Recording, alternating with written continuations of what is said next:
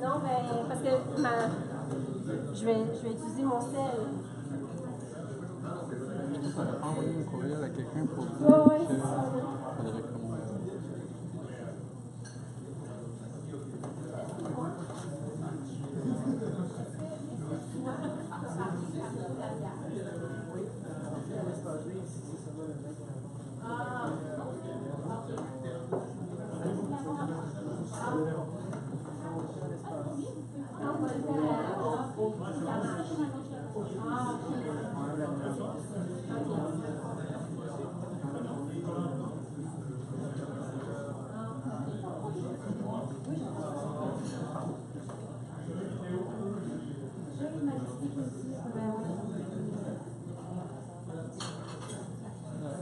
Ça me fait projet. J'aime ça.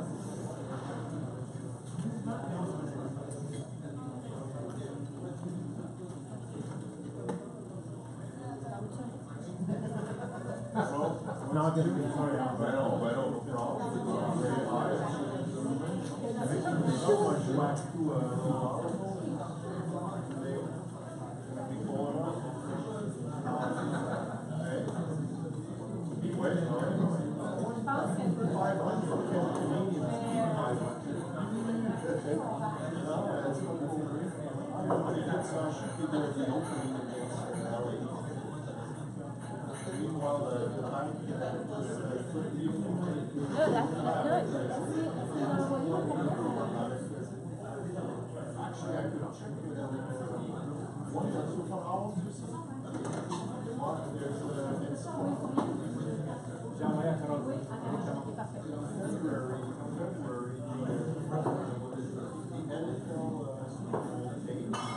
Qu'est-ce que je dois te voir? Les profils de mes malades. Je vais t'amener un profil. Lequel? Ça va encore? Ben, je vais te lâcher un pour le département. Ça va être tard, ça. Tu vas dire, allez, tu vas lâcher un.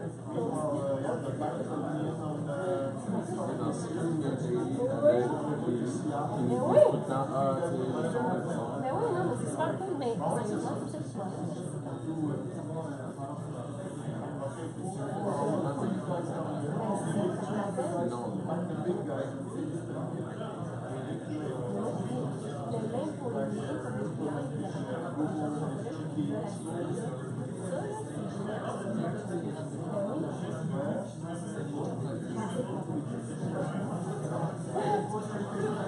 Maintenant que tout est setupé. C'est sur Amazon. Ok, je veux en fait des... J'ai pas besoin, j'ai le match après. J'aimerais bien d'avoir... Ok. C'est de Stanford. Est-ce que, en fait, là-dessus, allez voir, ils sont rendus dans le parc Saint-Jean, parce que là, c'est là qu'on attend pour commencer. Qu'est-ce que je peux... C'est 00203. Comme la dernière fois. Comme la dernière fois, attention.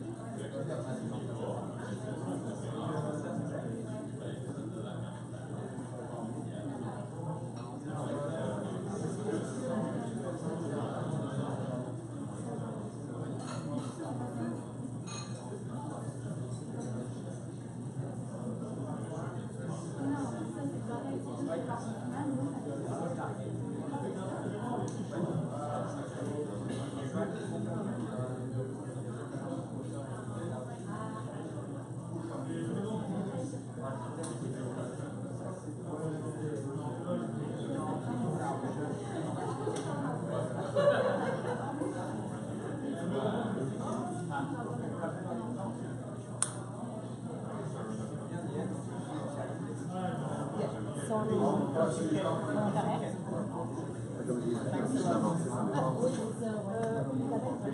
moins, s'ils ne sont pas inscrits dans cette conférence, c'est correct. C'est un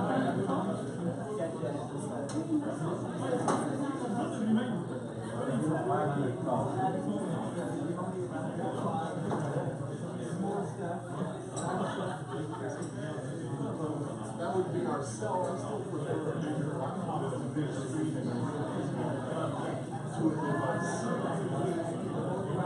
maybe what's sincere, just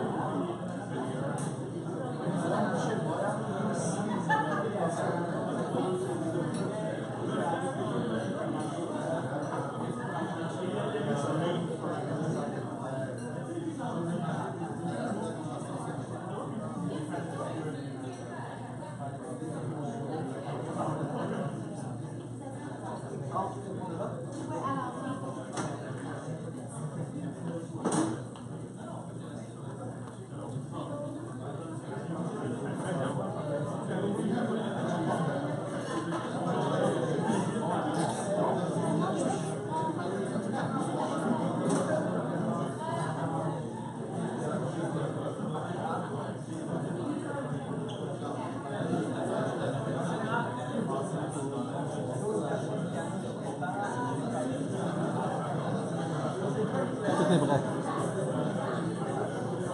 Ça, c'est la caméra. C'est, comment on dit ça? C'est diffusé. Mais un lien.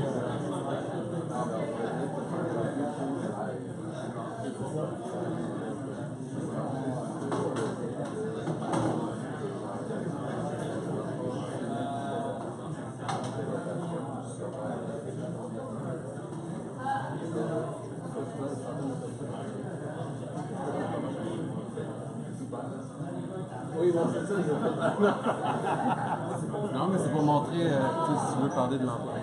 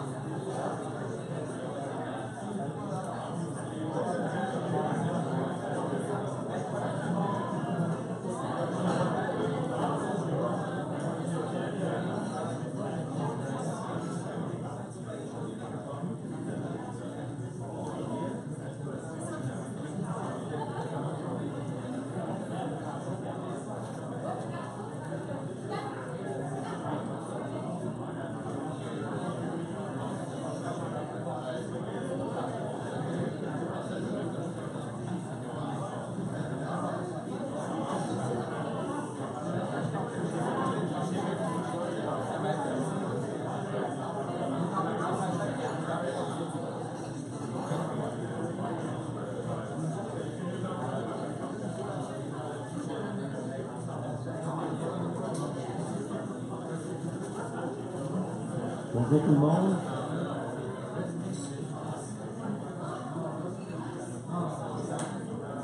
Bonjour. Et bienvenue chez Desjardins.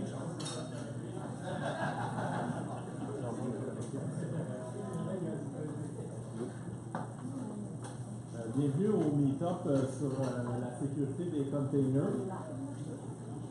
Mon nom est Luc Saint-Arnaud.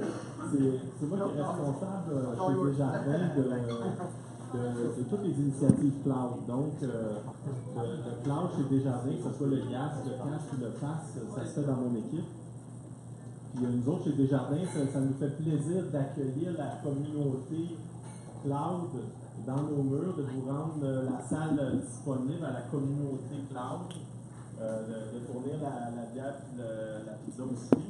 Parce que chez Desjardins, on fait partie de la communauté TI de Montréal, du Québec, du Canada. Puis on pense que c'est important que les entreprises contribuent à la mise en place ou à l'émergence ou au rayonnement de Montréal comme étant un hub technologique dans le monde. Fait que nous autres, si on n'est pas une entreprise à but lucratif chez Desjardins, on redonne à la communauté, fait que ça fait partie de ce mouvement-là, qu'est-ce qu'on fait aujourd'hui, de vous accueillir ici. Fait que pour nous, ça nous permet aussi de vous présenter qu'est-ce qu'on fait dans les nouvelles technologies émergentes, puis en même temps d'apprendre avec vous autres des nouvelles affaires. Okay? Fait que je vais rapidement passer sur qu'est-ce qu'on fait chez Desjardins dans le cloud. Puis après ça, je vais passer la parole à Liz Rice, qui est notre conférencière invitée aujourd'hui, pour vous parler de la sécurité des containers de façon spécifique. Okay? Aujourd'hui, dans la salle, on est à peu près 80 personnes, puis on stream live sur un canal YouTube. Dans une brasserie proche d'ici, à peu près une cinquantaine de personnes, on me dit sur le live stream. Kubernetes.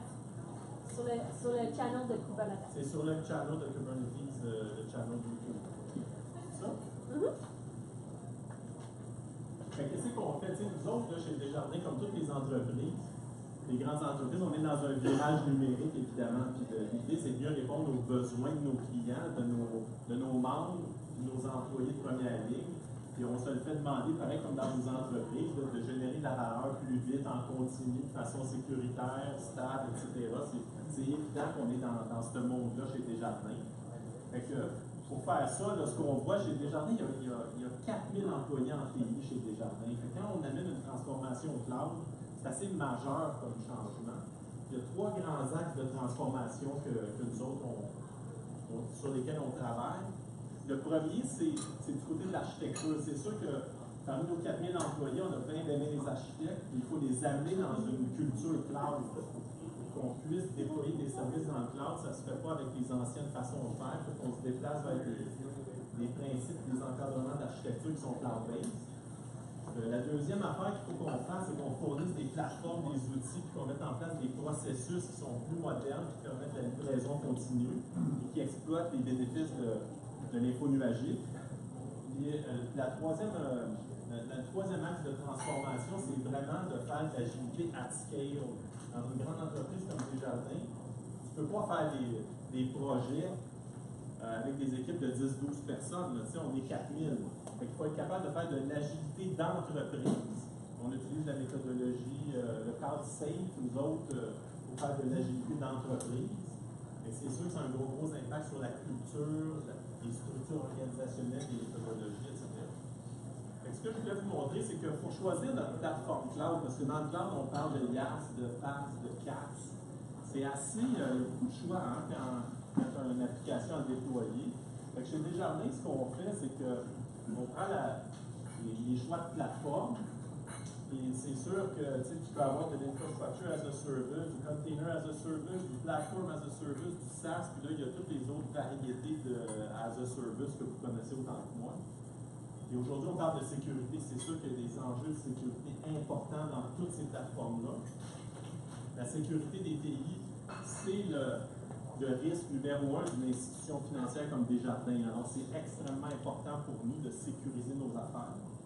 Mais dans ces plateformes-là, après ça, comment on fait pour savoir un application load là, dans laquelle de ces plateformes-là il s'en va?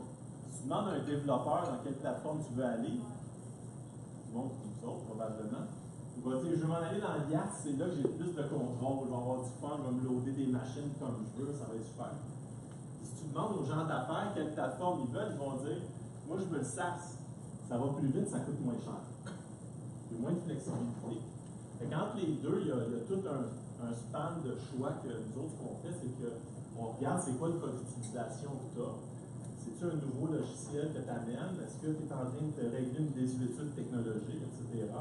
Puis là, ben, à partir de ton cas d'utilisation, tu as une stratégie d'architecture. Hein, tu vas te faire un nouveau développement, un achat d'un produit commercial, puis c'est ça, après ça, qui t'aide à choisir la plateforme. C'est le genre d'affaires qu'on fait chez Desjardins, parce qu'on supporte l'ensemble de ce stack-là. En ce moment, on a un cloud public qui est hosté chez Azure. Où est-ce qu'on a une plateforme YAS, évidemment, avec Azure, on a une plateforme CAS, puis on a une plateforme PaaS. On est en train de la déployer aussi à l'interne. Donc, ce que je voulais vous dire, c'est que du côté de la sécurité, si on se rapproche du sujet qu'on couvre aujourd'hui, la sécurité, je l'ai dit tantôt, c'est l'enjeu numéro 1 pour l'entreprise. La sécurité TI, ce qu'on a fait, nous autres, c'est quand le cloud est arrivé dans le portrait, les grandes entreprises ont commencé à adopter ça. Les gens en gestion des risques technologiques, ils ont dit, oh, attends une minute, là, ça, c'est pas sécuritaire, ces affaires-là. Puis ils ont émis toutes sortes d'inquiétudes. Ce qu'on a fait, c'est qu'on a travaillé avec les gens qui surveillent la sécurité des TI, puis on leur a dit, plutôt que de nous parler des inquiétudes que vous avez, amenez-nous des requis technologiques que nous autres, on va déployer dans le cloud, puis on va sécuriser nos affaires.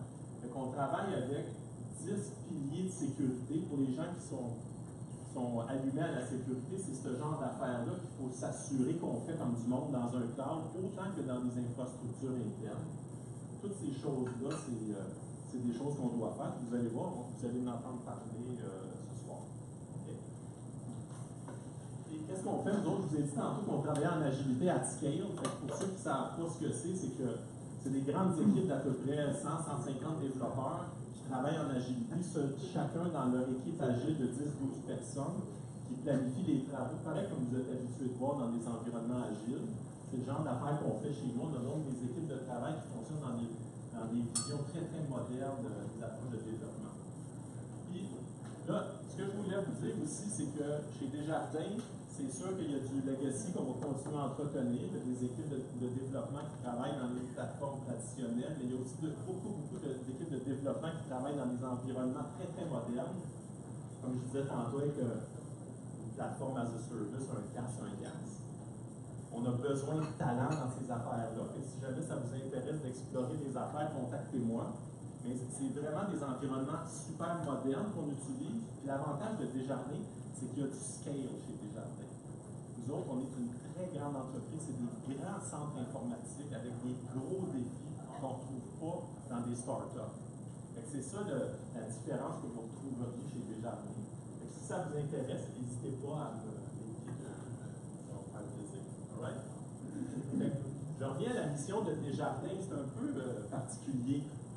Desjardins, ce n'est pas une entreprise à but lucratif. Desjardins, c'est une coop. Notre objectif, nous autres, c'est d'être le premier dans le cœur des gens. Pour les gens qui ne sont pas habitués à ça, c'est un peu particulier. Mais l'objectif de Desjardins, c'est d'avoir un impact dans sa communauté. C'est pas de faire un profit. Ça change complètement tout ce qu'on fait. Je vous donne un exemple. Tout le monde a déjà fait un chèque sans fond ici dans sa vie. Ça coûte quoi? 20, 30, 40$ aujourd'hui de frais. 45. Les banques sont super contentes de ça. Ça fait des revenus extraordinaires. Nous autres, chez Desjardins, on a choisi de mettre un service en place qui avertit le membre avant que le chèque passe. Le même, tu reçois un avertissement et tu peux aller emprunter de l'argent à quelqu'un, le mettre dans ton compte ou transférer des fonds, whatever. C'est sûr que nous, c'est pas bénéfique pour nous parce qu'on perd des revenus de frais de service. Mais par contre, on sert notre communauté. C'est ça la vision de Desjardins, c'est comme ça chez Desjardins. Okay? Alors, je vous souhaite une bonne soirée. Merci beaucoup d'être là. Je passe la parole à Lise maintenant. Okay? Merci.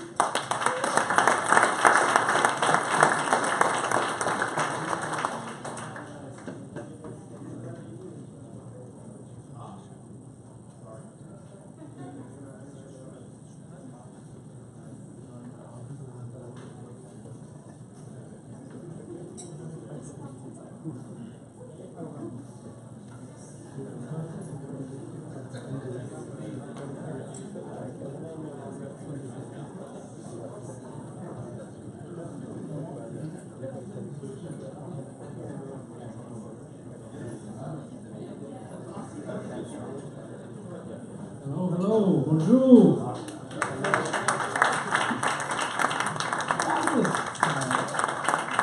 You're expecting to see Liz rise, and we're expecting standing ovation. So let's repeat this.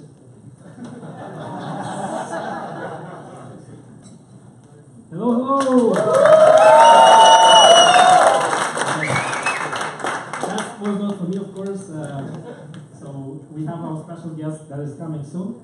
I just want to invite everybody to this meetup. We have actually people online, somewhere over there at Professor de Montréal, who are having beer and watching this event, and people also from all over Canada who is in part of our Slack channel. They also have this link. So, as usual, thank you to our sponsors. Specifically today, Desjardins was really nice to have us for 2 events in a row.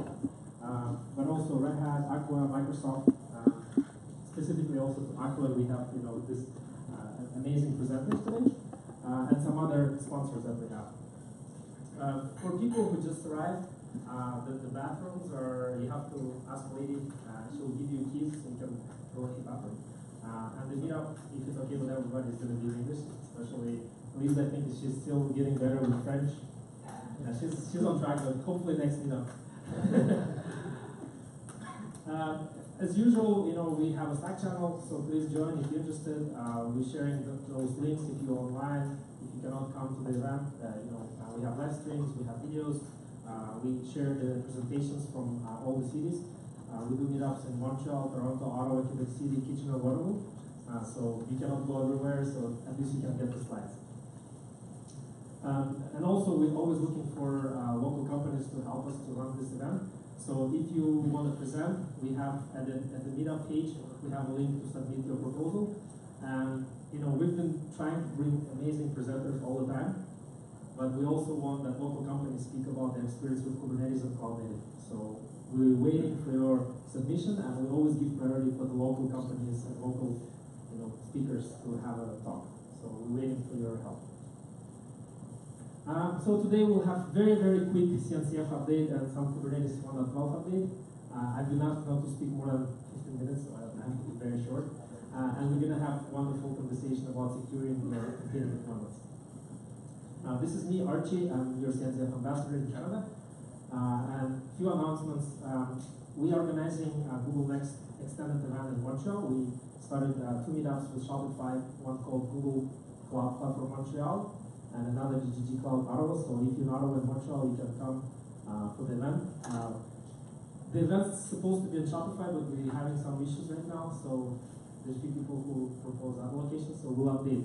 But all you need to do is just go to the meetup page, the city you live in, and you can just register. And if the topic is something you're interested in, please come over and we'll have another meetup. This is just CK and CKD exams for people who is interested. We have a Slack channel, as I said, and we have people who been contributing there, and we have already first people who just finished the certification. So if you're interested to be certified in Kubernetes, there's official certification from CNCF, which is recognized everywhere. Obviously, once you update your LinkedIn profile, you get emails pretty much every day. So yeah, there's also different Kubernetes certified service providers that actually help you to prepare for the exam if you want to. There's also online training that you can purchase for like $300. The exam itself also $300. So like lifelong investment, you can probably do it. But if you prefer to take a training from a specific company, there's 54 I think different companies that are offering certified. You can provide the training for that. So my company, Shameless Flag, also we have a training. So if you're interested, you can also let us know. Then we have CNCF updates. So for the people who never heard about CNCF, do we have any of those? Okay, we have few. So CNCF is a cloud native computing foundation, very similar to Linux Foundation. Actually, it's part of the Linux Foundation, and it has been created as a home for Kubernetes initially, and then we all knew that Kubernetes is going to be something big, and we cannot put everything inside of Kubernetes. So we decided to have this foundation where all the projects kind of nicely work together.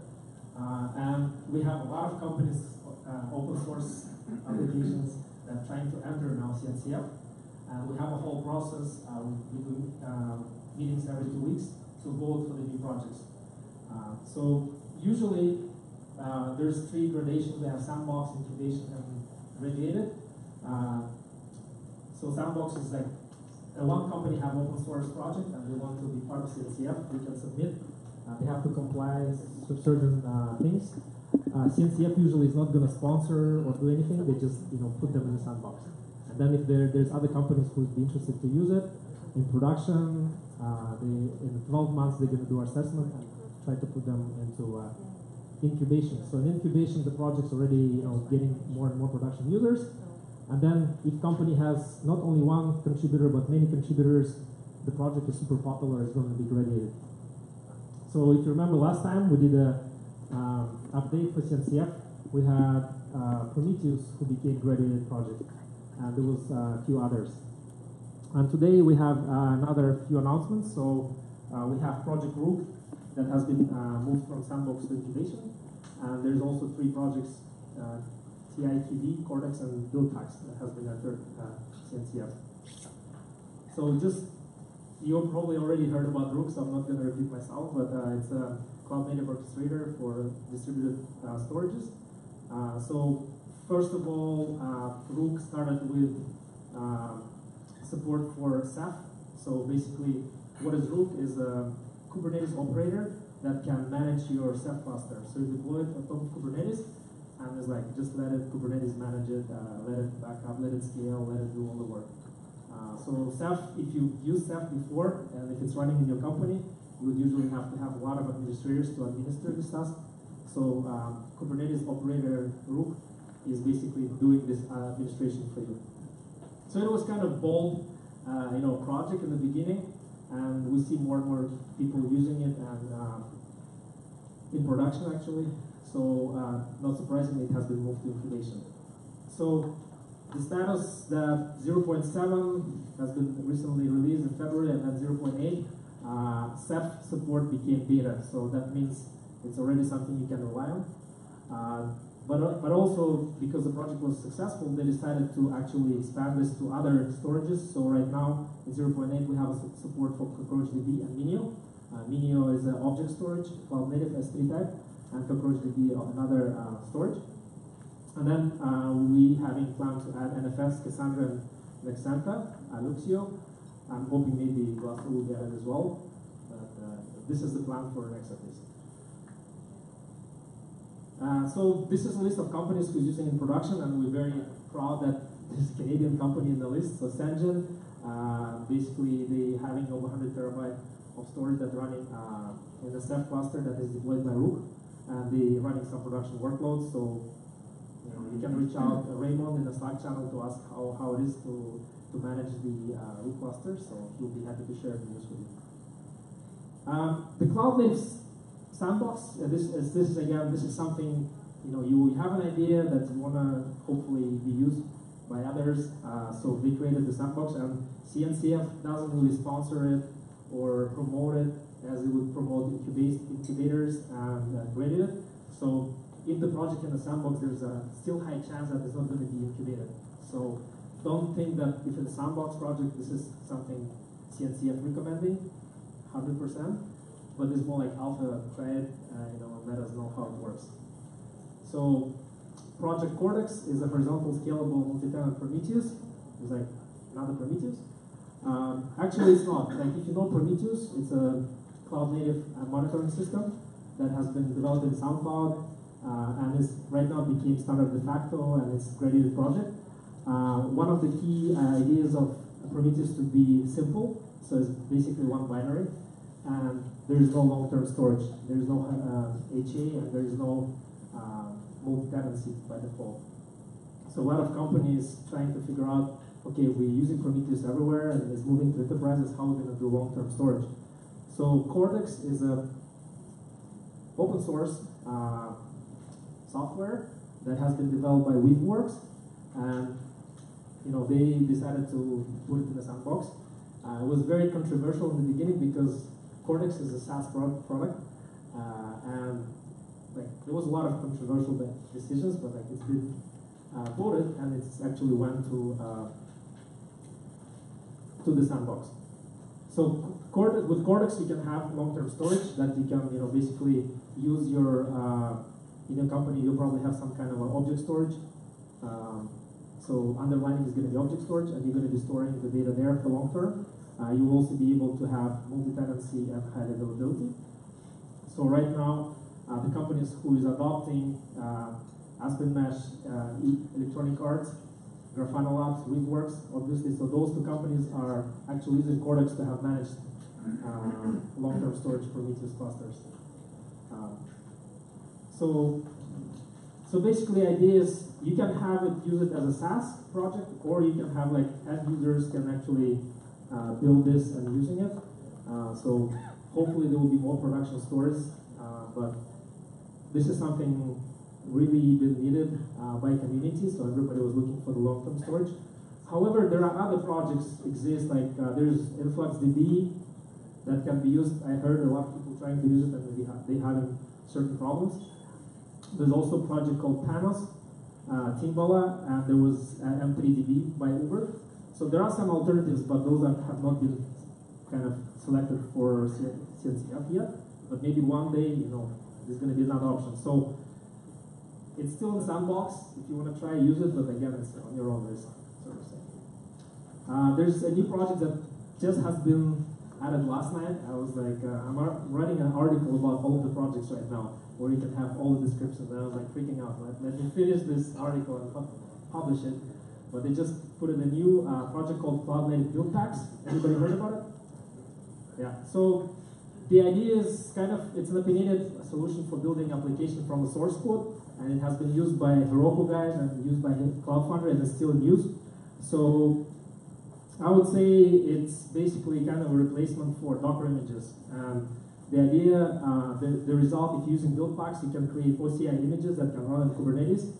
And then you can, once you have this image, you can run with Helm on Kubernetes, for example. So that's pretty much the goal.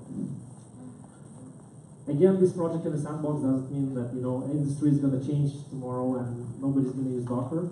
But this is just an idea, and basically the way they present it gives much more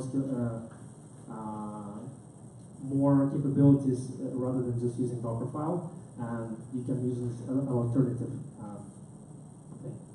We also have Titanium TV, TI-TV. So this is the first project that is coming from open source from China. Potentially because we have CNCF conference, KubeCon in China this year.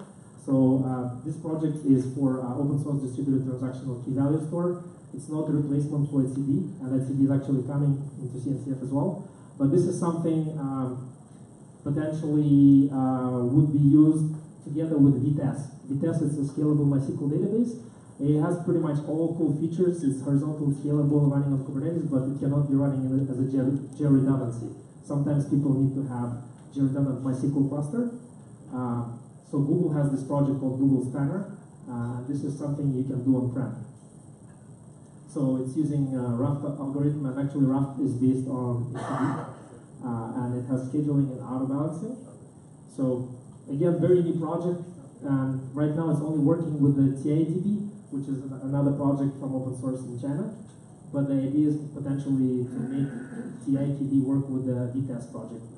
It's going to be Jordan MySQL database. So you can see it supports auto-scaling, AC transaction, strong consistency replication, and geo-redundancy. That's pretty cool. So there's a lot of adopters already, but you probably do not recognize any company here because most of the users are in China. Yeah, so that's pretty much it. We have also a quick update on 1.12, so it just came out freshly. I'm sure nobody tried it yet, or we have any people who tried it here. 1.12? Okay, one person. I should have given some slide. Who is using 1.11? In production? Okay. Yeah, so we have one company. Courageous. Yeah, it's just, happening, we were talking about it, usually people starting to put code, one is 1.11.4, so, it's already 1.11.4, but most of the vendors, Red Hat, Google, they don't even have yet 1.11 running in production for them. So, but they already released 1.12. This is a really, really fast pace of Kubernetes. Again, I'm not going to talk about all features, but this is a third release of 2019. I'm sure The fourth release, the one is with KubeCon, is going to have much more stuff in it, but this release also has some cool features. So in terms of graduation features, we're trying to improve the bootstrap of Kubernetes clusters. So kubelet TLS bootstrap. TLS is something secure communication between all the components in Kubernetes. So now it's automated completely. However, certificate rotation for kubelet is still in beta, which is also good. And then in terms of improving multi-tenancy in Kubernetes, we have network policies. Recently, actually in 1.12, the feature egress and IP block became stable. People who is using auto-scaling with Kubernetes, do we have? Yeah, quite a bit. So there is a feature called VPA, vertical port autoscaler. So this is for more legacy application where you cannot have more replicas, just one replica. So you have capability to change your requests. So you can change CPU and memory requests dynamically. So this feature became beta. Also HPA. Anybody's using HPA custom metrics with Prometheus? Okay, so we have two companies. It used to be very difficult. Now everything is like getting much better. And this is because actually, HPA with custom and arbitrary metrics became better now, so it should work really good. And then for people like banks who wants to have like ECD encrypted completely, there is a good news because encryption at rest via KMS has been added to Kubernetes. So you can have Vault or like every Google Cloud or Azure or Amazon, they have their own KMS. Right now there's an integration between that. So you can actually make it encrypted and have a backend as a Vault, for example, for etcd. So this is really nice. In terms of storage, there is a volume topology aware dynamic provisioning. So if you're running in the cloud, you can actually use the topology like different availability zones. And then in terms of new features, there is a volume snapshot functionality that went to alpha and support for multiple runtimes via runtime class. So this is really cool because now you can specify on your pod, you can say, hey, I want to actually run this container as Docker, or I want to run this container as a gvisor, or I want to run this container as OCI. So you have now a choice to run multiple container runtimes in the same Kubernetes cluster, maybe VMs, who knows, one day. So I think this is just the beginning of the things. It's an alpha, but we'll see more and more things coming in the future. So that's a wrap-up of 1.12. In terms of cloud providers, actually, Kubernetes did a lot of stuff for 1.12, so they added support for virtual machine scale sets, and because of that, now they can do cluster auto-scaling. Any Azure customers here? Yeah, like this is something they all, I think, wanted to have for a long time, auto-scaling. And also, there is support for Azure Availability Zone, so that's still in alpha, but now you can, they didn't have availability zones in Azure until now, so it was very interesting. For the Google updates, we're going to have a lot of stuff coming in the Google Platform Meetup in 2 weeks. So if you're interested to learn, please join the meetup. And last final thing is KubeCon is coming. So we have KubeCon in China. We have KubeCon in North America, which is in Seattle. I saw some people are going there. Who is going to Seattle? Wow. So I think we're going to have like at least 10,000 people there, and 1,000 from Montreal only.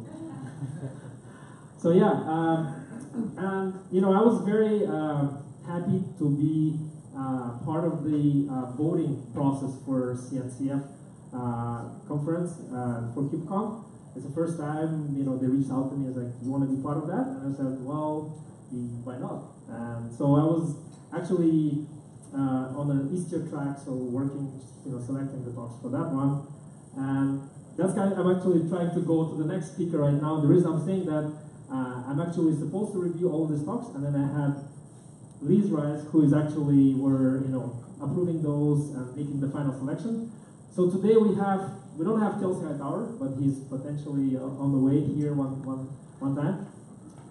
Today we have Liz Rice. So I want to welcome Liz Rice on the stage.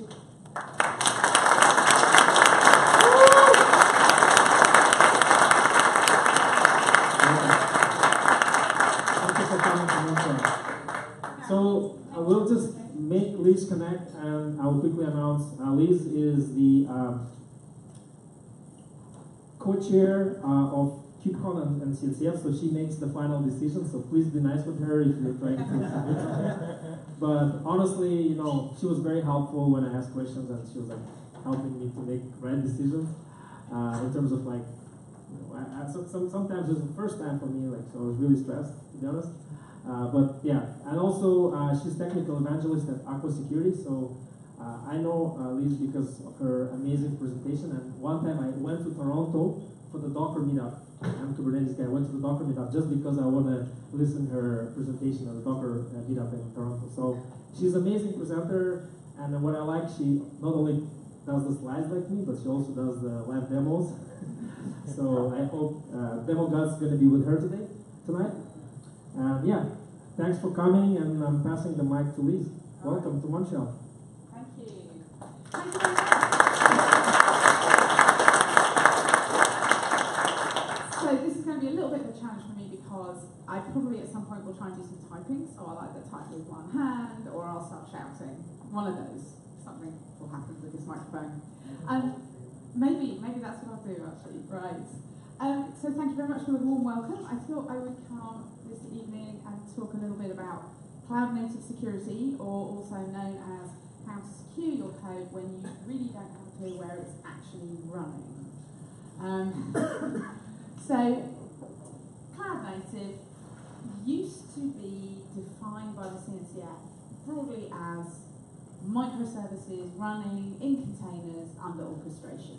So you might be managing some servers, you don't really have any great level of control over where the orchestrator decides to run each different service in each different container. Now, that definition has actually been revised in the last few weeks, and it's a much longer definition now, but it mostly revolves around this idea that you're running scalable applications, everything is going to be really dynamic, you are running in the cloud. We're not specifically saying you have to be using containers, but maybe that's one of the technologies that you might be using. A lot of this is really about having declarative APIs, infrastructure as code, being able to treat things as cattle, not pets. Have you come across that term, cattle, not pets? There's a few people shaking their heads, so I will just briefly. Unfortunately, I don't have any pictures of cows, but sometimes I do. So the idea of cattle, not pets. If you have a pet, like when we used to have servers that we gave names to, if you have a pet and you've given it a name and it dies, you're sad. And and we need to not really get emotionally attached to our software or our servers or anything. We just have to do. Something goes wrong, shoot them in the head, it's fine, we'll just get another one. Doesn't matter if they die, we don't know. So being able to recreate things automatically is a key part of this kind of approach to being cloud native. So that extends from, it still covers running microservices in containers under orchestration, but we might also be talking about things like serverless, Lambda functions, what have you. We might be talking about containers as a service. We might be talking about virtual nodes. So containers as a service, I'm talking about things like Fargate or Azure container instances, where you get to say, I'd like to run some software in a container, please, but you don't have to worry about managing the server at all. And Microsoft recently announced this thing called virtual nodes, which is, again, an ability to get serverless, if you like. There's no server that you have to manage, virtual nodes that you can kind of burst into when you need to dynamically scale your Kubernetes service. So a lot of this approach is really about separating the workload that you're running, the application code, from the underlying servers. This little haiku, it comes from 2015. It's not a new concept, but it came from the world of Cloud Foundry. Cloud Foundry CF push haiku. Here is my source code. Run it in the cloud for me. I do not care how. I don't care where it's running anymore. I don't really want to have to pay attention to the service if I possibly can avoid it. So maybe if we look at a really, really simple CI/CD pipeline, we write some software, we test it, we build it, we go through a deploy stage, and that puts it somewhere on a server, which we may or may not really know which server it's going to land on. Or we might even be in a world where we just don't even get visibility to the servers at all.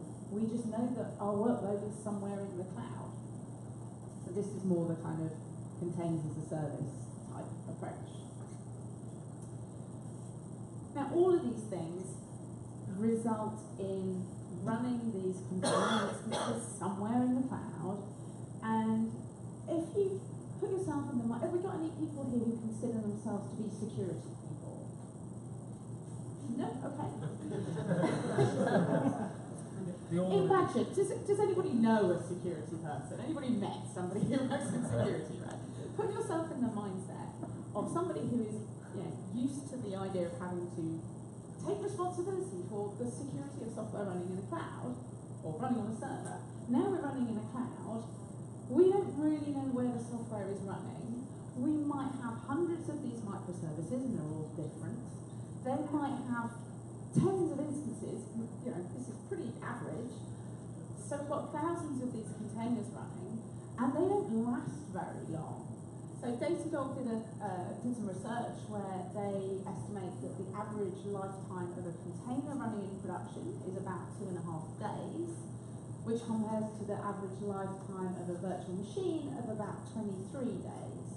So the churn is 10 times faster than in a more traditional VM type environment, and like an order of, 3 orders of magnitude probably faster than like when we actually own physical servers. I don't know what the stats were on how long they lasted. So we've got lots of these containers, and we don't really know what's running where, and they're turning over really quickly and they're moving around. So if you picture that security person thinking, well, that sounds like a complete nightmare. Like, how do I keep control of the security of this software? And, it's actually true that if you ask security people, or in fact if you ask DevOps people, developers, operations people who might kind of think about this a little bit, they will generally agree that they are concerned about how to secure their deployments in this kind of environment. And the answer is to be found in this new extended definition of what we mean by cloud native. We talk a lot about automation when we're looking at how we build and deploy cloud native software, and that automation also helps us with security. We're going to be using automation to enable rolling software out quickly and frequently, and we can automate the security that goes along with that as we go. And that's mostly what I'm going to try and demonstrate this evening. So automation is your friend. Here's my super simple CI/CD pipeline again, and there are steps we can take along the way. At the software creation step, as we're writing software, we can make sure that the quality of the code takes into account some security features. We'll look at an example of that in a minute.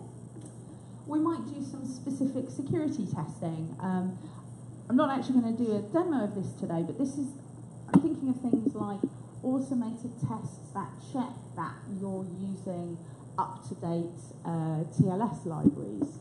So TLS, as it has evolved, starts using more secure cryptographic functions and so on, and you might want to check that you're not using some really old version from like 10 years ago that is no longer considered secure. When we get to the point of building software, we might want to scan for vulnerabilities. I'll come into that in a bit more detail, but we're really saying, are there any third-party libraries in my build, in the image that I'm building, that contain known vulnerabilities? So with these two steps, what we want to have at the end of this is software artifacts. I'm saying artifacts rather than container images because the same thing applies if we're talking about serverless. We want to have software that, to the best of our knowledge, is kind of free of exploits, or as free as we can make it. And then we get to the point where we're deploying software, and we want to make sure that we are only deploying the software that we intended to run. So it's all well and good sort of doing all the testing in the earlier stages, but you also need to make sure that you're not deploying things that didn't go through that process. So we might use some form of image policies and admission control to check what we're allowed to actually deploy.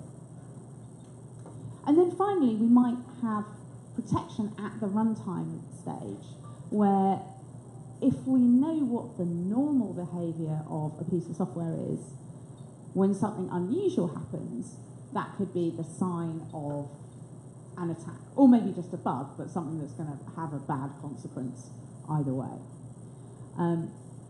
This is a much more tractable problem in the world of microservices or even serverless, because you can reason about what a small microservice is supposed to do, because it isn't supposed to do very much. So my example of this is often a product search microservice, which has every right and should be looking up products in a product database. But if it started, I don't know, trying to contact the external internet, or it started trying to look up user information, maybe that's not what it's supposed to be doing, and you could set up rules to protect against that. So at every stage there are things we can do to improve security, and you might not need to do all of them depending on your environment, your applications, the risk, the value of what it is you're protecting. But there's a lot of interesting things that you can do, and the good news is that some of these things are even free. Hooray! Okay, so security starts really with the code that you write. Has everybody heard of XKCD? Yeah, nodding of hands. So you're probably familiar with little Bobby drop tables. So this is basically a life lesson. If you write really, really insecure code, you might get an XKCD written about you. So that would be really, life goals. So I have a little demo of this, which was actually put together by Justin Cormack from Docker.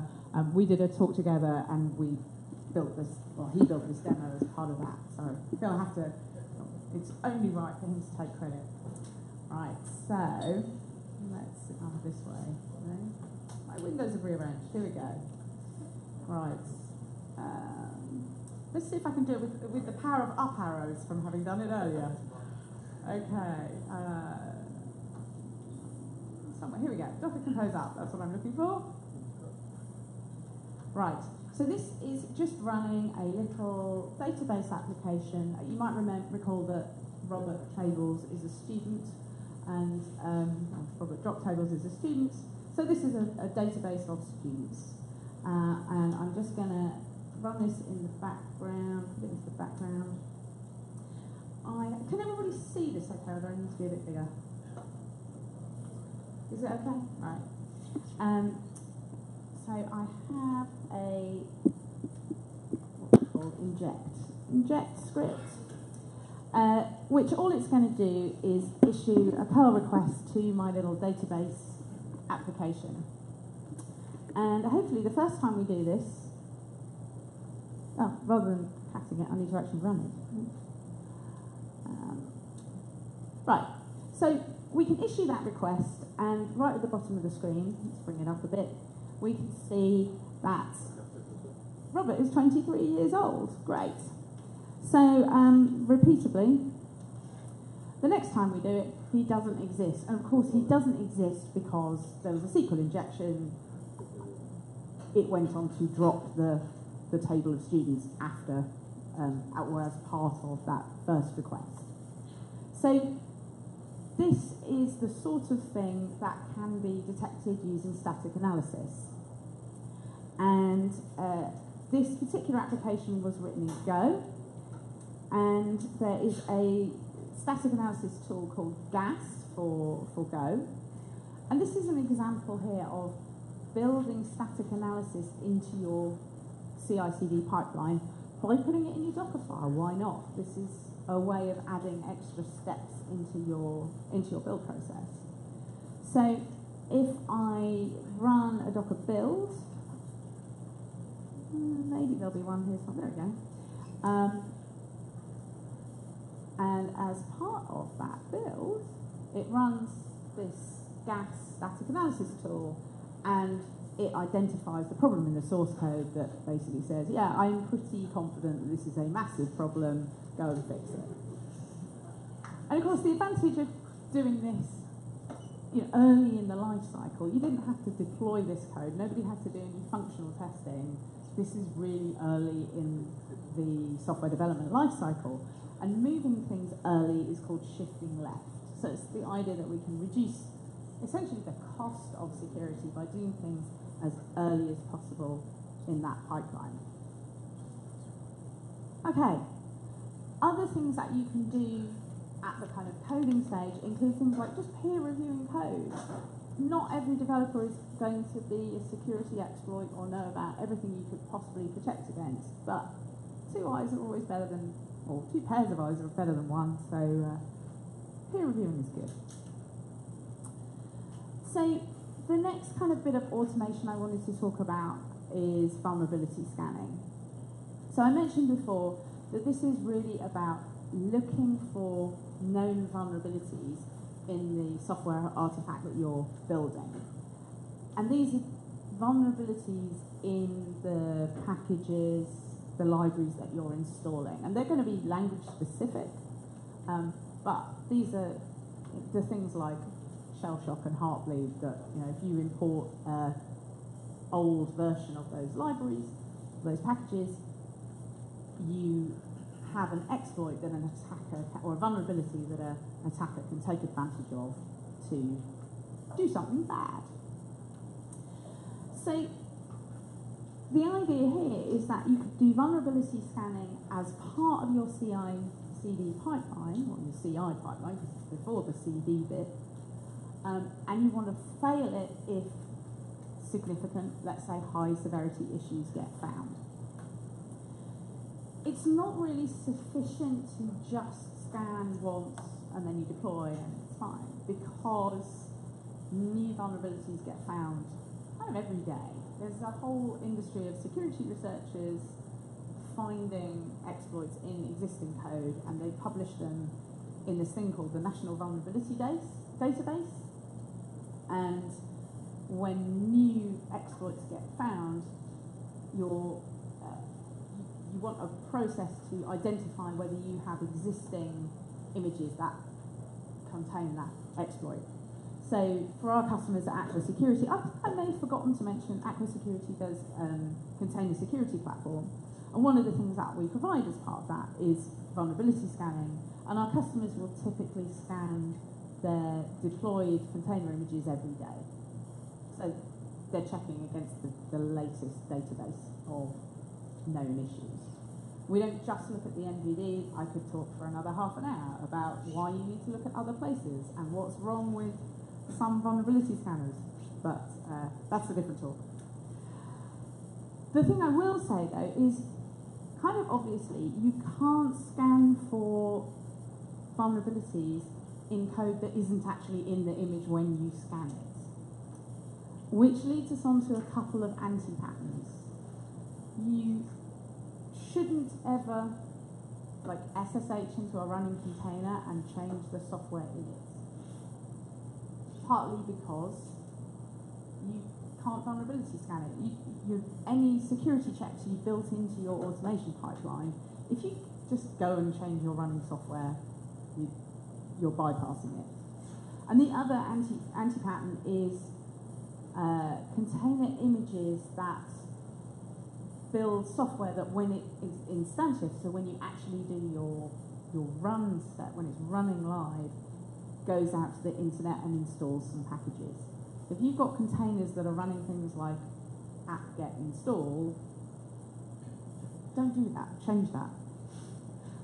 You should not be applying patches in running containers, okay? You want your containers to only be running the software that you intended them to run when you built them. So if you ever have something that you want to change in a running container, for example, you found a vulnerability, you need to identify the containers that have got that vulnerability.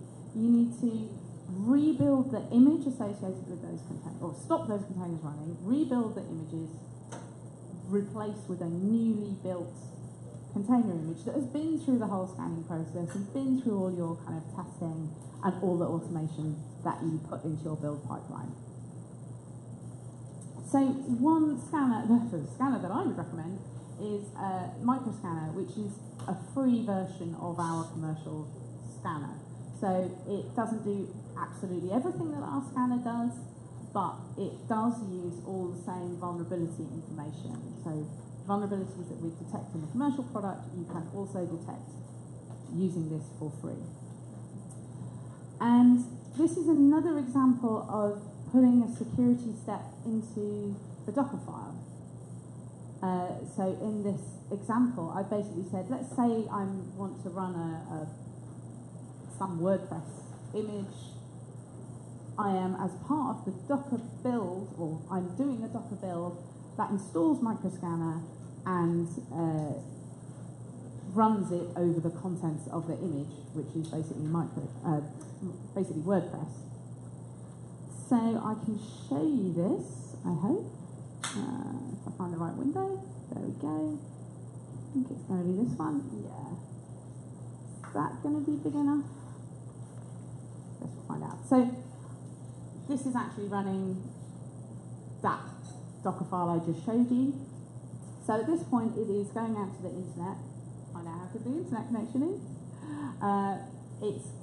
What it actually does is fingerprint all the packages that it finds inside the image, and it takes those fingerprints, sends them up to what we call our cyber center, which is our kind of combined database of all of the vulnerabilities that we know about from various different sources, and builds a result. In this example, I've actually put the result into an HTML file, but that is inside, right now that is inside the container image I just built. But I do have a little script that's going to instantiate that container image, copy the file out so that we can look at it, and then remove that instantiation of the image. So let's see if I can do this one-handed. Copy. Oh, that's the wrong thing. Maybe it's that. No. It's funny how muscle memory works. When you're holding a microphone, I can't remember how we do things. Right, so copy from that container image should create so this MS out file, which is a human readable version of the output. And if I open that, it will show us the scan report. So it actually found, it's kind of a bit small, but hopefully you can see it found like 3 medium severity vulnerabilities in that image. And I can take a look at them, find out which vulnerabilities they are, and I could actually go and look up more information. So you can make an informed decision about how serious you thought that particular vulnerability was.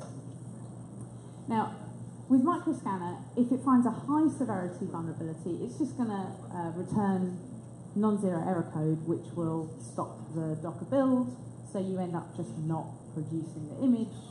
So then you can't deploy it, and that's good. Right. Can I get this back to present mode? Yay, good. Right. So, as well as this kind of human readable output, you can also get JSON output, which we might use in kind of the next step, which is image policies. So this is this idea that you might, for some definition of a bad image, not allow that to be deployed. And the policies define what you mean by good or bad images. So that might be, don't let me deploy an image if it failed its vulnerability scan. It might be more complicated than that. So in the Aqua product, we have the ability to say, well, whitelist certain CVEs and require certain CVEs not to be present. You might also have policies around the base image that you use to build that image. This is pretty common to see organisations mandating a particular base image that you should use for a certain programming language. So you might have, here is the kind of blessed image that we're going to use for Python, and this is the blessed image we're going to use for Node. And then you can enforce that developers were really using those base images using some kind of image policy. You might also want to check whether or not there's sensitive data included in your images. This is another thing that the Aqua product does. There are other ways of scanning for sensitive data, but essentially you probably don't want to build things like API credentials, database credentials directly into an image. You'd be better off injecting them at runtime. You might want to check for that as a security risk. And then you also might want to check that the image you're deploying is genuinely the image you think you're deploying from a reputable source. You know, you build an image and push it into a registry, you might want to verify that the image you pull out of the registry is exactly what you pushed and hasn't been tampered with in some way. CNCF projects like Notary are designed to address that kind of issue. And Google's project called Grapheus is also around checking for attestations that could be attached to an image, which you could use to say, has it been signed by whoever needs to sign it before I'm going to allow it to be deployed. So your image policies could be super simple or they could be really complicated depending on your requirements. And then you could implement them with admission controllers in Kubernetes. You could implement them with commercial tools like Aqua, other tools are available, to make sure that nothing can be deployed that doesn't meet those requirements. And then runtime protection. So this is the idea that you can look for or kind of monitor for. I feel like monitoring is a bit of a loaded word, but check for unexpected behaviour in a container. This could be done in the form of things like seccomp profiles or SE Linux, AppArmor as well, where you might say this is the set of system calls that are allowed to be executed by this particular container. Little aside on that, how many of you have used Docker? Everybody, practically, good. So when you do Docker run, by default, you pick up a seccomp profile that Jess Gazelle built, and it's got these very sensible defaults. There are a few system calls that containers have absolutely no reason to run. Things like there's a kernel keyring that isn't namespaced, so why would you ever want to access that from inside a container, you know, under normal circumstances? So all the kind of keyring system calls are blocked by the profile. Blocks things like ptrace, another fascinating topic I could talk about for hours, about how ptrace can be used to take control of another process. Again, not really any normal reason to have that in a container. So that seccomp profile can stop a lot of things that are, if someone were to compromise one of your containers, they're prevented from using some of these system calls to do malicious, nefarious things in your system. So that default seccomp profile is great. How many of you are using Kubernetes or a variant thereof? Great. Keep your hands up if you think that you're now using the default profile because you're using Docker as a runtime. I probably gave it away in the question, but yeah. For whatever reason, I don't know, in Kubernetes you have to explicitly use annotations to get that default seccomp profile added when you're running. So in your pod spec you have an annotation. So it's kind of weird that we've gone from Docker with this great secure default to Kubernetes kind of not using that secure default. So I definitely recommend, unless you really know better, use those annotations and add the seccomp profile. Or you could have tools, this is a screenshot from Aqua's product where we can do clever things around checking that a particular container can only run certain executables. So a great example here is Nginx. The Nginx image that you would pull from Docker Hub or whatever reputable source you want to use for your container images. Nginx, the image includes a whole load of things. When you run Nginx, it requires one executable called Nginx. So under normal circumstances, if any other executable in that container image actually gets run, it's probably a sign of somebody doing something suspicious. Unless it's, maybe it's one of you SSHing in to install some software, but we already talked about that. You're not going to do that. So being able to police what's actually happening inside your running containers can be a hugely powerful tool for preventing attacks. Should your container get compromised, they can't really do anything inside it, so that's really useful. We also talk about runtime protection in the form of network firewalling, so between microservices, external traffic to or from the internet. You can do this with Kubernetes network policies. You can do it with other tools as well. You can do it with Istio to some extent. That's restricting the communications between different services. Again, this is the idea of, you might not need it, but it's a layer of defense that could be useful if an attacker compromises one container. If they can't communicate with other containers, or they can only communicate with a small subset of other containers, it reduces the likelihood that they can maybe get at data. It used to be the case that attacks were nearly all about exfiltrating data. I think actually at the moment most attacks seem to be about cryptocurrency mining, but that's cryptocurrency mining runs executables that you wouldn't expect, so we'd find that in the previous kind of tool. And restricting network traffic can make it harder to get the data to exfiltrate in the first place. Okay, so tools like Aqua that allow this kind of enforcement of things like runtime behavior are typically deployed as an agent on each server. But we talked about this earlier. We don't necessarily manage those servers anymore. Maybe we do, but if we're using things like containers as a service or virtual nodes or serverless, we don't have to manage those servers anymore, and as a consequence of not having to, we don't get the option to install software on them that we might want to use for security purposes.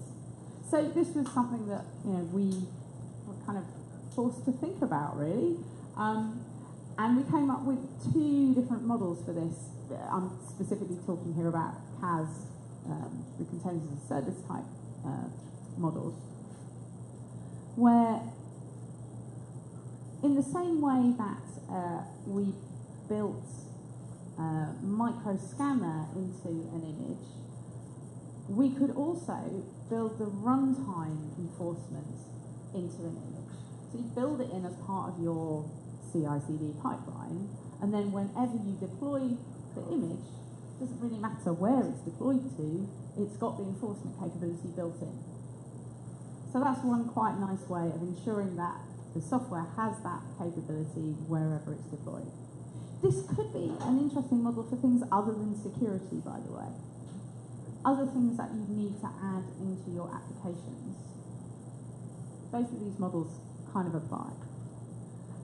The second model being sidecars, where in Kubernetes we have pods that could have multiple containers, and you could deploy your enforcer as a separate container inside the same pod. And we see this model pretty commonly. You know, this is how Envoy works. You know, it's another container in the same pod. So this sidecar model is actually another really nice tool for adding kind of common capabilities to many, if not all, of your containers. And so long as you get the opportunity to define, I've used the word task there because that's what they talk about in Fargate. It's effectively, think of it like a pod, it's a group of containers. So we have like options for how we can automatically build supporting components into our images when we're deploying software, which is nice. Okay, now if you do control servers, you may have some security concerns about the software that's running outside of containers. There are files inside your containers that came from container images, and there are files that sit directly on the host machine. In an ideal world, you wouldn't have, or you've tried to minimize the set of files on those host machines. This is why we have things like thin OSs, so things like Red Hat's Atomic or Core OS. It's about trying to reduce the attack surface by having fewer files on each host machine. But however many files you've got, they might include some of those known vulnerabilities. So another, you could be using traditional scanning tools because this is software that's outside of a container. Some tools will also find, or you can use them to scan for vulnerabilities on the hosts as well as inside containers.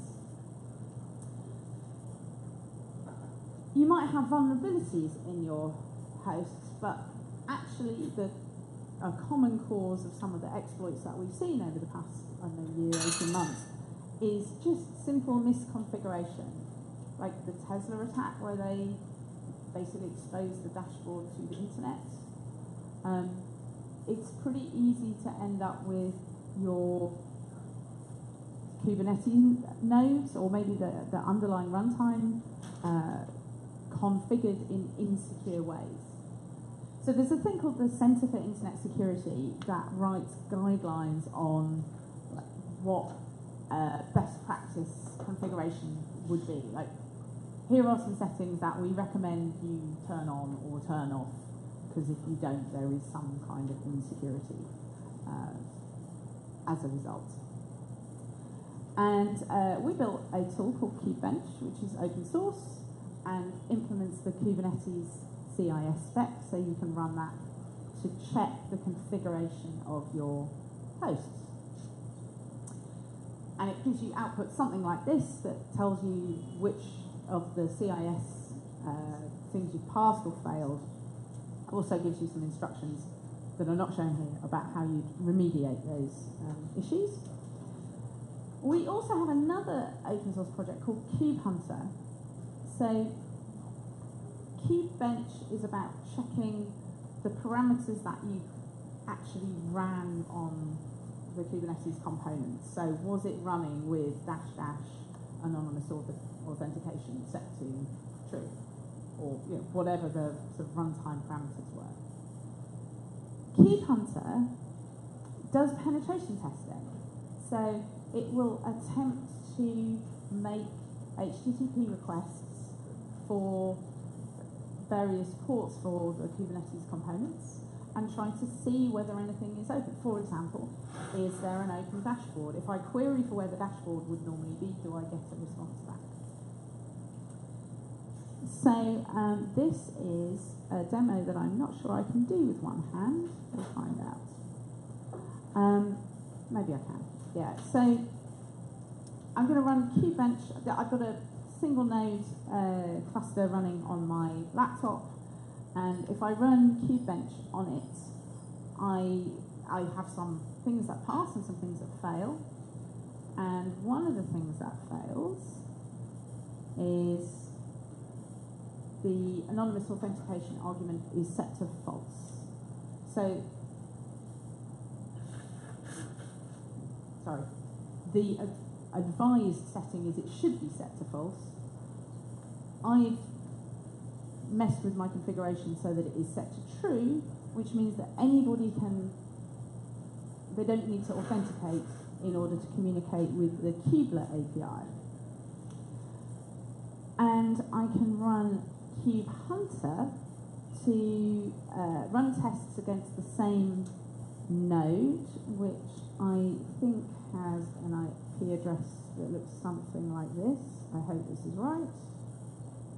So this is going to run a series of HTTP requests against that node I happen to be running locally. And one of the things it found here is anonymous authentication. So we can kind of look at the configuration side, and we can use another tool to actually test, can you practically, as an attacker, hit that API? And we can. You can also run this kubehunter inside a pod in your deployment, and that's simulating what an attacker could do if they compromise the pod. So that's kind of interesting and nice, and hopefully means that if you're operating a Kubernetes cluster, you can use this output to figure out what vulnerabilities you might actually really have in the real world. The set of tests that it runs, I'm not going to pretend that they are complete. We have ideas for more tests we're adding into kubehunter, and we totally welcome ideas and pull requests for new tests. So if you're basically nurturing an inner hacker, this is your opportunity to use that kind of desire to build something kind of like an attack, but put it to good use. Attacking for good. Okay, so where have my slides gone? There we go. So if we just kind of sum up a little bit about cloud native security, it quite often comes up the question of, is cloud native more secure or less secure than traditional deployments? Is it harder to secure a cloud native deployment than a traditional deployment? And we saw right at the top of this talk about how it's very easy to understand why it looks scary. It looks like it's going to be a really difficult problem. But we can use automation to help us. And if we don't use automation, it's going to be completely unmanageable because we know we're going to have thousands of containers. So we have to use automation. And we can use that to actually add additional defenses that we didn't have in traditional deployments. We didn't really have, for example, the ability to, well, if you've got a big monolith, you don't really get to control which bits of code talk to which other bits of code because they're all one big happy monolith, which may or may not be behaving correctly. So yeah, decomposing the architecture in cloud native also enables us to decompose the security problem. The fact that we're recycling containers really, 2.5 days, there is an argument that says that makes it harder for attackers because they've only got 2.5 days before they get booted out. So if they didn't find a way of exfiltrating data that they wanted to, then that compromise wasn't necessarily worthwhile. There is also an argument that says they could mine a lot of cryptocurrency in 2.5 days, so not completely foolproof. And then finally, I think community in software is not new and it's not unique to cloud native, but I do think that the cloud native community through things like this meetup are really good opportunities for people to share best practices and learn things from each other. We see organisations who are embracing cloud native, they're also kind of embracing a kind of more open culture in general, as a wild generalisation. So we see things like I referred to this earlier, but Monzo Bank coming on stage and talking about an outage that took a bank down. They talked about their own bank failing and how they learned from that and what other people could learn from that. And I think that's just a hugely valuable thing that the cloud native community does, sharing information. And that, in respect of security, is also hugely valuable. So definitely room for improvement in how we secure containers. We did a survey last year. The vast majority of people felt there was more they could do, and I'm sure there is. Since then, we've built at least 2 tools, maybe 3, the Microscanner, Kubebench, and KubeHunter that can help with that. It's not going to solve everything, but everybody can raise their security game with tools like that. Oh, wrong way.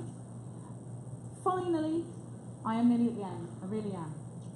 A couple of quotes from Enterprise Strategy Group. So the first one really just emphasising this idea that by moving to a cloud-native approach, we kind of have to embrace a better relationship between our security teams and our DevOps teams.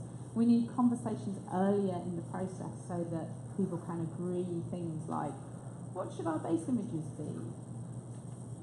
It requires collaboration, it requires conversations, but the end result will be an automated and more effective security process.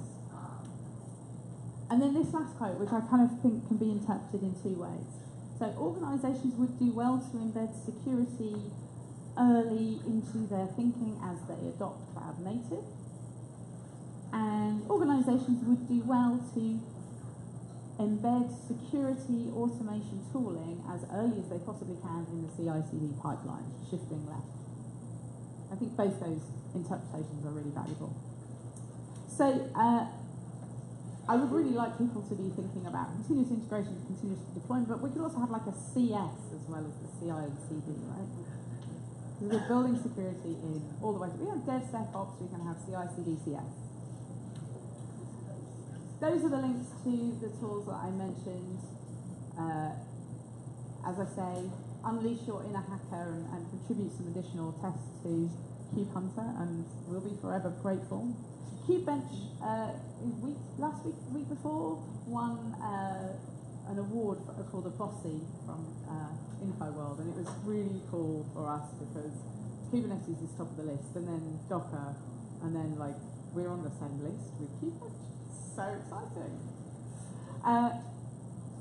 That's pretty much what I was going to say. I am very happy to take questions. I'm also very happy to get a rapturous round of applause. Thank you. This is goes for Peter.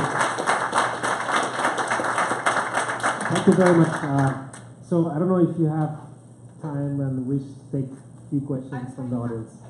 Yeah. So. So for the KubeHunter, is it something like the best practice for security is all documented problems kind of thing? So if we find some issue, we can basically make a pull request to KubeHunter, and this check is going to be added. That's the idea. Okay. Yeah. There's even like a developer guide. Good idea. There's even like a little developer guide for adding new what we call hunters, and when you get in there, we actually have the idea of a passive hunter and an active hunter. So by default, you just run passive hunters. Active hunters potentially could change state.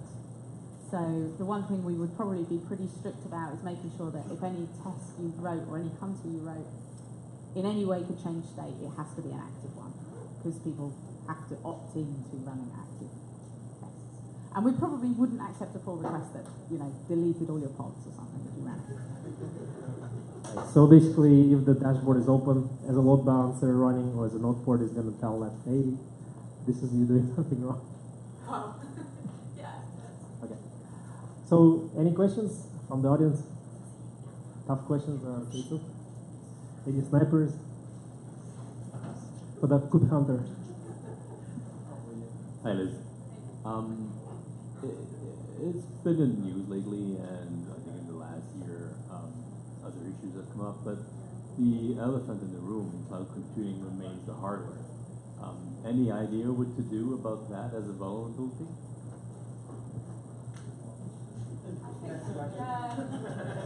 It's the Kubernetes meetup. We run on real machines. Yeah, there's this thing called serverless. Maybe go for that. Yeah, I'm not a hardware expert. I really don't know. Okay. All right.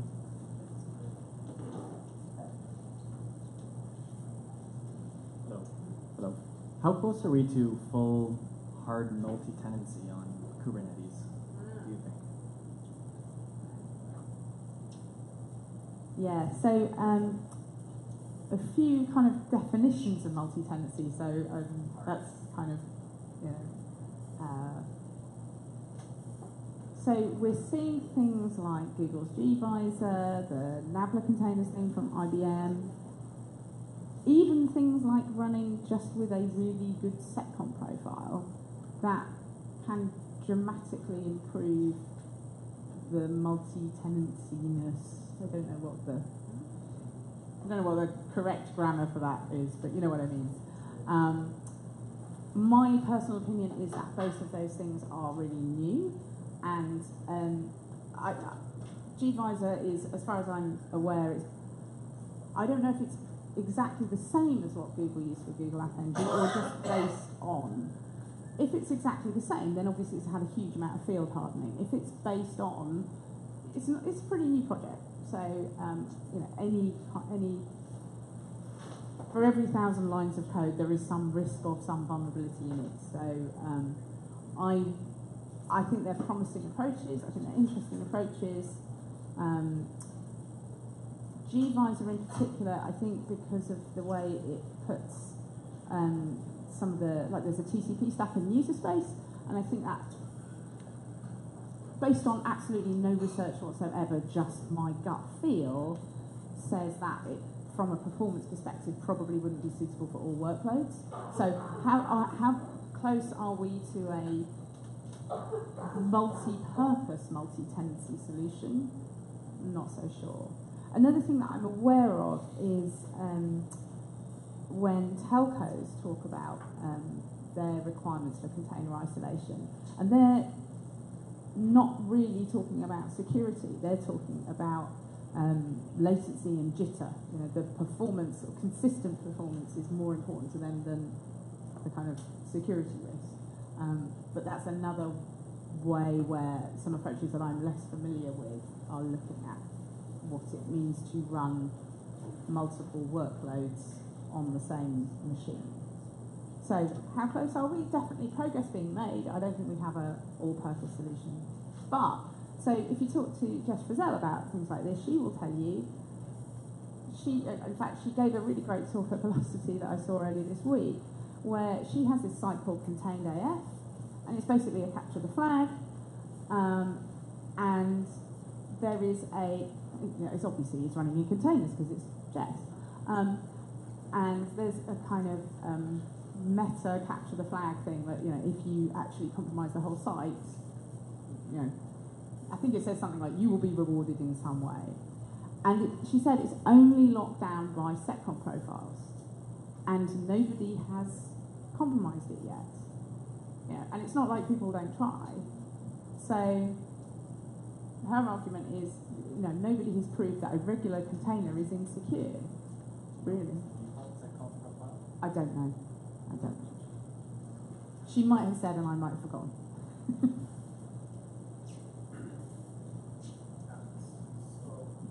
There's also app armor that can be added as an annotation. Is it something you see people using, or? I hear people talk about it. I don't actually personally know anybody who actually runs it, but that may just be the people that I talk to. I don't know. Do you know anybody who runs it? Yeah. Okay. This is something people recommend to use. This is like the Linux kernel feature. Yeah, I can't remember if it's app armor or, because again, Jess, because this is her kind of real, you know, expertise. But she wrote a tool called Bane, and I think that's for app armor profiles. And it's certainly, she called it Bane because writing the profiles is the bane of her existence. I actually have two questions from Desjardins. Is that okay to us? What are the most frequent security mistakes companies make when deploying containers? That's what it means. the dashboard, I guess. There's lots of kind of Which things. one? Oh, I'm just going to pick one. I don't know which. I don't have any measurements.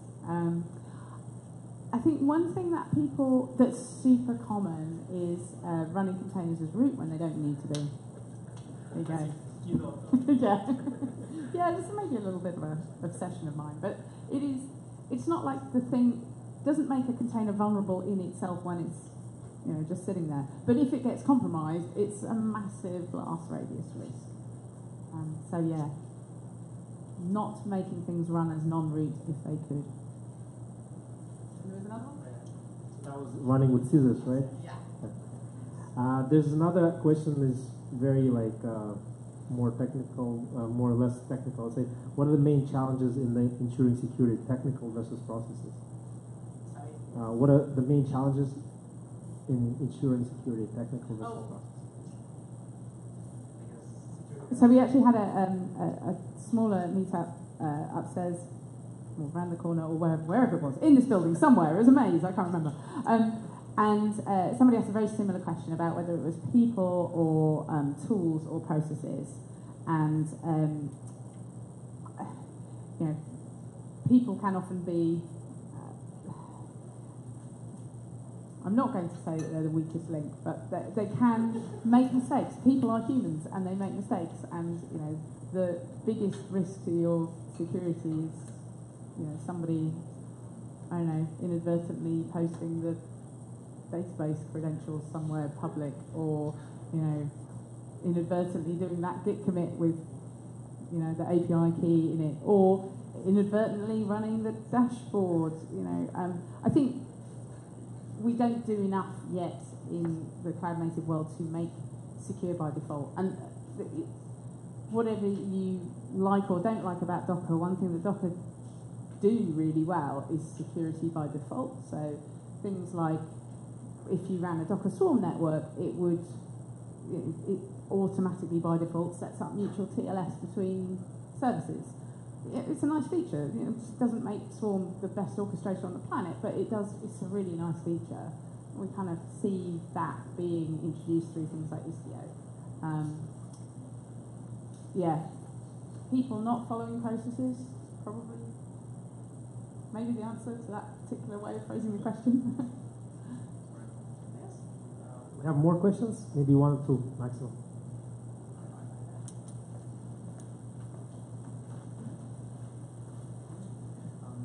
Given that usually Kubernetes are pretty ephemeral entities, can you give a couple of recommendations, for example, on running forensics on that kind of environment once you suspect or detect that you have a compromise somewhere in your infrastructure?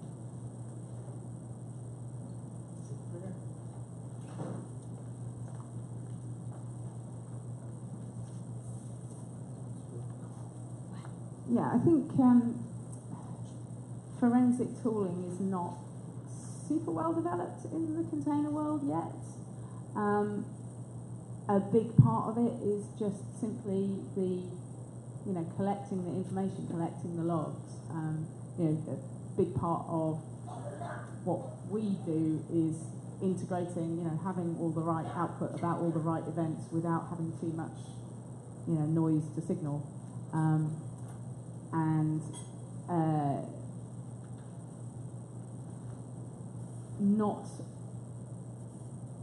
not everything in the kind of default setup. It's another one of those sort of are things secure by default settings. I'm not convinced that the default events and logs that you would get out of a vanilla deployment would give you all the forensic information you need. I think it's an area for improvement. But collecting the log, tools like ours and tools, we have competitors as well, will attempt to collect the information. I'm not aware of very much that's great at cloud native specific forensic analysis. I guess the question though is, can you detect whether or not you've got something? There's the kind of post-attack forensic, how did this happen? But there's also the, can you tell when something is going badly wrong? And things like, obviously, that's one of the things that we are designed to be there to help you do, is to spot when an attack is going on. But if you're not using a tool like ours, things like monitoring, I mean, some attacks will be really sophisticated about things like how much CPU they use. So I've seen a lot of cryptocurrency mining attacks, and they don't tend to, you won't necessarily see them by just they won't burst to 100% CPU because they know that would make them really easy to detect, so they tend to not use a super large amount of CPU. But you might see something statistically significant. You could definitely see network traffic if you were policing for it. That looked weird. But I think the tooling tends to be better for prevention rather than analysis at this point, in my experience.